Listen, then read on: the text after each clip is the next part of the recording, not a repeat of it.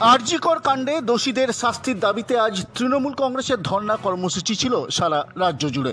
বাঁকুড়া শহরের মাচানতলার ধর্ণা মঞ্চ থেকে পুলিশ ও ডাক্তারদের চরম হুঁশিয়ারি দিলেন বাঁকুড়া লোকসভার তৃণমূল কংগ্রেসের সাংসদ অরূপ চক্রবর্তী। এমনকি তিনি বলেন, ডাক্তারদের কর্মবিরতিতে কোনো রোগী মারা গেলে জনরোষে পড়বেন ডাক্তাররা, আর তার দায়িত্ব নিতে হবে ডাক্তারদেরই। আজ বাঁকুড়া শহরের মাচানতলায় আকাশ মুক্ত মঞ্চে এই বিস্ফোরক বক্তব্য রাখেন তৃণমূল কংগ্রেসের সাংসদ অরূপ চক্রবর্তী। আপনিও দায়ী থাকবেন।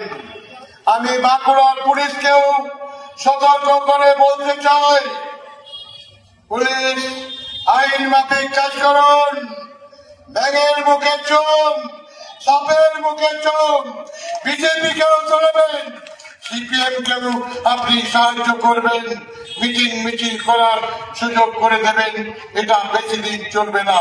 মনে রাখবেন, আপনাকে রাজ্য সরকারের আন্ডারে চাকরি করতে হবে, নিরপেক্ষ ভূমিকা থাকতে হবে। একটা ভালো মানুষ বাঁকুড়ার পুলিশ সুপার, ভদ্র ভালো মানুষের সুযোগ নিয়ে কিছু কিছু অফিসার ব্লকে ব্লকে, থানায় থানায় অনেক কুকর্ম করছেন।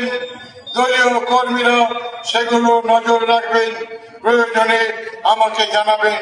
আমি জেলার যেমন সংগঠনের দায়িত্ব আছি, সংসদ হিসাবেও আমার একটা দায়িত্ব থাকে। আমি জেলা শাসককেও অনুরোধ করব, হাসপাতালের দিকে নজর রাখুন।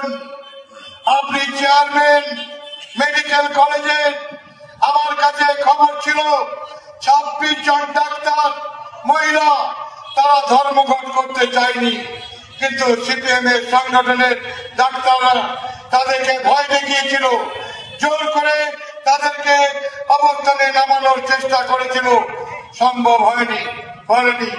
আজকে মেডিকেল কলেজের সিনিয়র ডাক্তাররা কাজ আরম্ভ করেছেন। এরা কি চায়? কিছু আপনার নার্সিং হোমের মালিকদের সঙ্গে সিপিএম নেতাদের গোপন আঘাত আছে। এরা হাসপাতালটাকে বন্ধ করে দিতে চাইছে। তাদের সাথে নার্সিং হোমের মালিকদের সাথে। এমনকি মঞ্চে বক্তব্য রেখে নামার পর সাংবাদিকরা তাকে প্রশ্ন করলে তিনি তার অবস্থানে অনড় থাকেন। যদি কুৎসা ছড়ায়, তৃণমূলের বিরুদ্ধে অপপ্রচার করে, কুৎসা ছড়ায়, আর রবীন্দ্রসঙ্গীত গাইব না, ব্যবস্থা গ্রহণ নেবে কর্মীরা।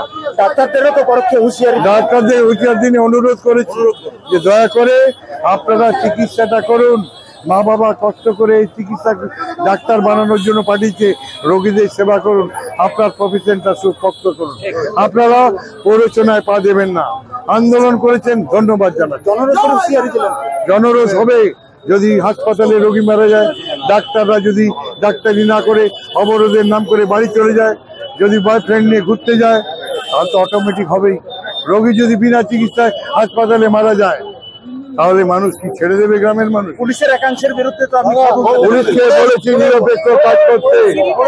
পুলিশকে অনেক দিন ধরে বলছি নিরপেক্ষ কাজ করুন, কারণ এই সরকারের অধীনে আপনারা কাজ করেন, আপনাদের নিরপেক্ষ কাজ করতে হবে। পুলিশ কি কোথাও করছে না সে কাজ? সেরকম খবর আছে আমাদের কাছে। স্পেসিফিক্যালি অভিযোগ জানাবেন? জানাবো, মুখ্যমন্ত্রীকে বলে দেবো। ঠিক আছে, চলো। Bureau report, Bankura 24x7।